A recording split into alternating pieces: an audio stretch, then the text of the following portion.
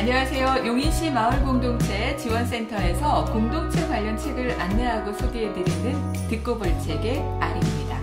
안녕하세요, 연애님. 안녕하세요, 아리님. 네, 듣고 볼 책 오늘 선택한 책은 정기석님의 마을 전문가가 만난 24인의 마을주의자입니다. 이 마을 공동체를 위한 전망과 대안을 찾아서라는 부제가 달려있네요. 자, 저자 정기성님은 스스로 마을주의자라고 얘기를 하고 있어요. 이분은 이름을 잘 지으시는 것 같아요. 저희가 요즘 많이 얘기하고 있고 그 개념이 널리 쓰이고 있는 마을 기업이라는 말도 2007년쯤 이분이 처음 쓰셨다고 하네요.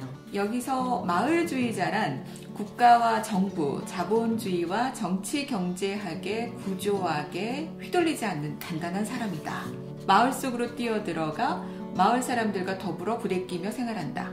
때로 마을을 먹여 살리는 마을 기업을 앞장서 세우고 꾸린다. 사람 사는 대한마을을 일구면서 더불어 사는 게 그의 꿈이다. 그렇게 오래된 미래 마을의 마을 시민으로 살아가는 길이 상책이자 정도라고 확신하고 행동한다. 머리는 도덕적이고 진보적이다. 마음은 정의롭고 양심적이다. 말과 글은 용기 있고 지혜로우며 슬기롭다. 행동은 이타적이고 공동체적이다.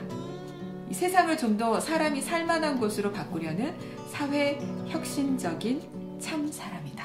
네, 이분은 마을주의자를 이렇게 이제 정의를 하면서 본인은 무정부주의를 어떻게 보면 좀 지향하고 싶은 그런 마음이 있다가 거기에서 한 발쯤 더 나아가서 국가도 불편하고 도시도 불편하고 불쾌해진 거예요. 그래서 거기서 한 발짝 더 나아가서 마을로 들어가면서 마을주의자라는 말을 만들어낸 것 같습니다. 마을 시민으로 살면서 마을에 자리한 여러 종류의 빛깔의 그 마을주의자들을 만났습니다. 마을을 만드는 마을 경제주의자가 1부고요. 2부는 마을을 배우는 마을 교육주의자, 3부는 마을을 높이는 마을 문화주의자, 4부는 마을을 살리는 마을 생태주의자, 이렇게 4챕터로 나눠져 있습니다. 마을 기업이 도시에서 성공하기가 이제 힘들고 농촌 단위로 많이 지원도 되고 커져서 지방에 계신 분들이 이제 많이 소개된 것 같고요. 농촌 살림에서 가장 중요한 것은 지산지소, 그 지역에서 생산된 물품을 그곳에서 소비한다. 이게 가장 핵심인 것 같아요. 이분들은 그러니까 지속 가능한 삶, 건강한 삶을 고민하면서 이게 평등한 삶으로까지 이어져야 된다는 것을 지향하고 꿈꾸고 실천하고 계신 분들이라고 생각합니다. 그리고 옥천의 마을 살림운동가 황민우님은 이런 얘기를 하셔요. 우리의 일상을 지배하고 통제하는 이른바 체제에서 쓰이는 마을이라는 용어는 그런 뿌리 조직을 뜻하는 정도에 불과할지 모르죠. 국가나 정부의 거대한 힘으로 쉽게 포섭하거나 제압할 수 있는 작고 나약한 존재로서의 마을이죠. 하지만 마을은 사회의 가장 기본 단위이고 일상에서 가장 내밀하고 가깝게 부대끼는 삶터잖아요. 우리에게 국가나 정부보다 더 중요하고 절실한 개념일지 몰라요. 여기에 소개된 분들은 자발적으로 제주도나 지방으로 어떻게 보면 유배를 떠났다고 여기서 책에서 표현을 하시는데, 유배를 떠난 문화 이주민, 사회 이주민이라고 이제 표현을 하고 있잖아요. 지역에 내려갔을 때 사실 원주민과 연결되는 게 쉽지 않고 거기서 새로운 일을 이렇게 일으켜내는 것도 쉽지 않고, 그래서 원주민과 이주민을 서로 잇고 엮을 수 있도록 연결형, 관계형 사회적 자본이 먼저 마을마다, 지역 사회마다 이식되고 구축되어야 한다고 얘기하고 있습니다. 자, 두 번째 2부입니다. 마을을 배우는 마을 교육자 소개를 하고 있는데요. 이 소개된 내용 중에 그 참이슬 마을이라는 곳이 있는데, 이규선 회장님의 꿈은 숨쉬는 모든 이들이 평생 학습으로 자기 완성의 기쁨을 맛보게 하는 것이라고 합니다. 그래서 참이슬 마을을 그 첫 번째 프로젝트로 시작을 하셨고, 일종의 아파트 단위 평생 학습 마을 공동체인데, 이런 것들이 이제 널리 퍼지면 아이들에게도 좋고 어른들에게도 좋고, 지방에는 폐교도 많잖아요. 그리고 학생 수가 줄어들어서 폐교가 안 되더라도 학교에 공간이 많이 남아있는 곳도 있고, 그런 곳을 이용해서 지역사회 교육센터 같은 것이 만들어지면 좋겠다, 이런 얘기를 하고 있습니다. 지금 농촌 마을에는 학교가 사라지고 있잖아요. 네. 그래서 학교가 사라지면 사람이 사라지는 거고요. 또 사람이 사라지면 마을이 사라지고, 결국 마을이 사라지면 도시도 국가도 사라지게 된다. 왜 사람들은 그런 단순한 이치를 깨닫지 못할까? 라고 얘기를 하고 있습니다. 네. 공주 충남교육연구소의 마을교육운동가 조성희님 이야기인데, 이분이 삶의 교육, 상생의 교육 깃발을 놓을 수 없다, 이렇게 말씀하고 있습니다. 나라도 하지 않으면 안 되겠다는 사명감과 책임감이 들었다. 그리고 책 읽는 마을에서 책만 읽고 살았으면 하는 부분에 있어서는요, 저는 여기 꼭 한번 가보고 싶다라는 생각이 들더라고요. 저도요. 네, 괴산이네요. 괴산 숲속 작은 책방, 마을 책방 주인 백창화, 김병록 부부의 이야기입니다. 이곳에서는 북스테이도 할 수 있다고 해요. 그리고 전국적으로 이렇게 책방, 작은 책방을 운영하면서 그곳에서 이제 숙박을 할 수 있는 곳들이 있더라고요. 그런 곳에 가서 책을 읽고 주인장과 같이 얘기도 나누고, 더 나아가서 마을 사람들과도 만나보고 이러면 참 좋겠다 하는 생각이 들었습니다.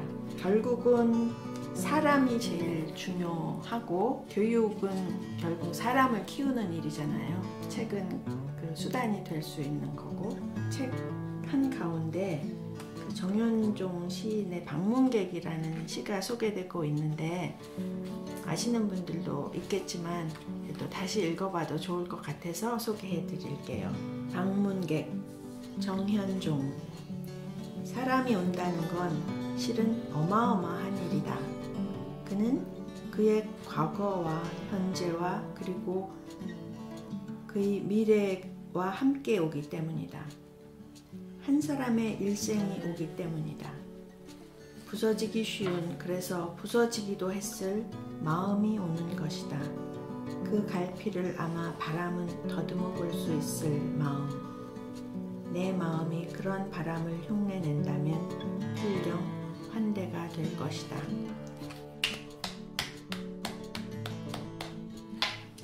3부, 마을을 높이는 마을 문화주의자입니다.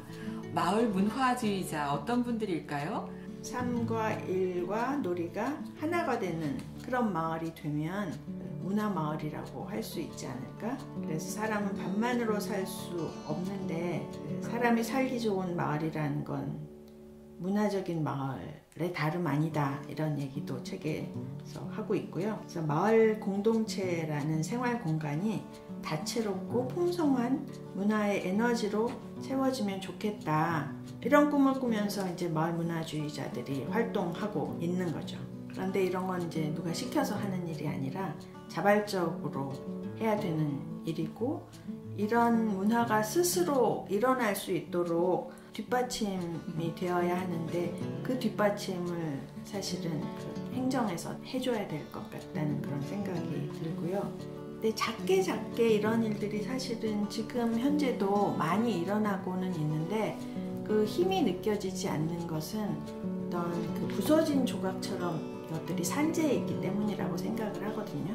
이런 마을 문화의 힘이 좀 모아지려면 연대가 필요하다. 그래서 서로 연결되어서 더 큰 에너지를 발산할 수 있도록 되었으면 좋겠다.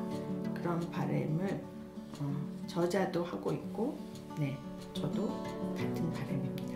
네, 꽤 시간이 좀 걸릴 것 같아요. 시간의 힘도 필요한 부분이라는 생각이 들어요. 보통 마을 활동하는 사람들이 10년은 지나야 뭐가 변한다, 이런 얘기들을 하는데, 요즘은 하도 세상이 빨리 변하니까 10년을 어떻게 기다려 라고 생각할 수도 있지만 10년이라는 힘은 분명히 있는 것 같습니다.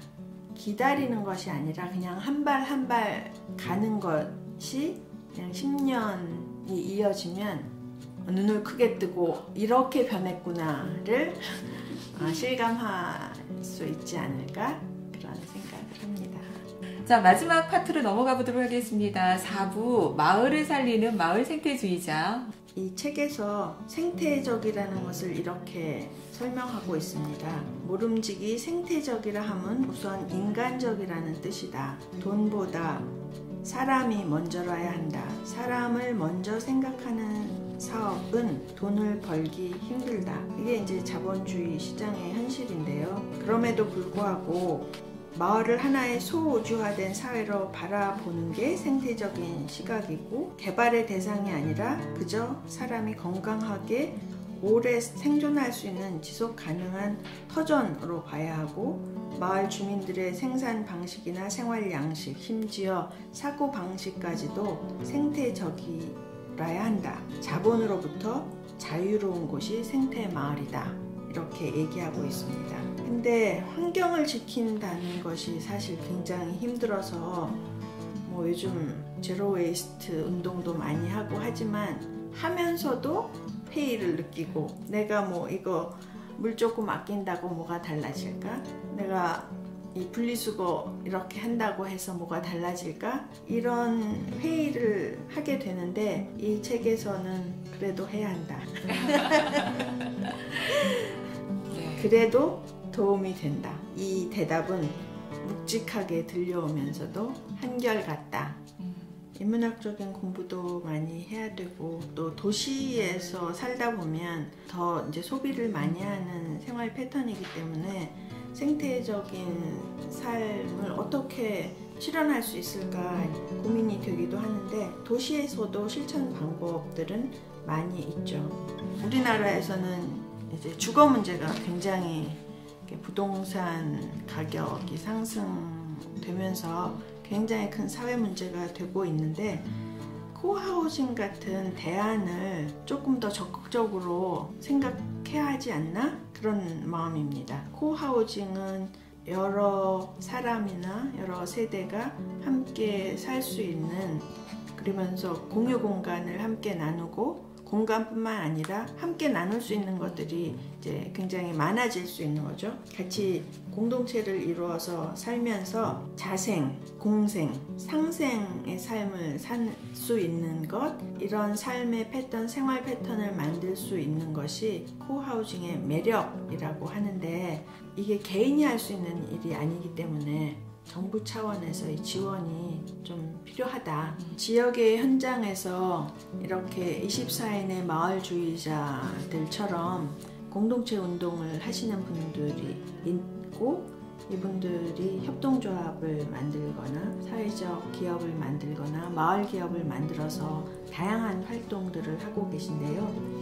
이런 사회 변혁 운동은 사실 협동과 연대 없이는 불가능한 일이잖아요. 마을 만들기라는 명목 하에 관의 성과주의를 내세운다거나 민에서 어떤 지원 기대 심리만 가지고 뭘 해보려고 하는 것은 최악의 시나리오라고 얘기하고 있습니다. 우리에게는 둘레나 개와 같은 협동과 공동체의 전통이 있었고 그런 가치를 우리 DNA 속에 사실은 갖고 있어서 그 DNA를 살리고 구체적인 삶과 사회적 실천이 결부되는 그런 운동이 조금 더 확산되면 좋겠다는 바람입니다. 이웃이 이웃을 돌보고 살피는 마을 공동체, 더 이상 국가에만 의존하지 않겠다라고 24명의 마을주의자들의 이런 다양한 얘기들을 즐겁게 들어봤습니다. 하늘, 바람, 산, 바다, 마을, 그리고 좋은 사람들과 함께 살아가는 마을을 꿈꾸는 분들께 이 책을 권해드리고 싶습니다. 자, 오늘 선택한 책은 정기성님의 마을 전문가가 만난 24인의 마을주의자 함께 했습니다. 오늘도 행복한 이야기 함께 나누어주신 영현님 감사합니다. 감사합니다, 아린님.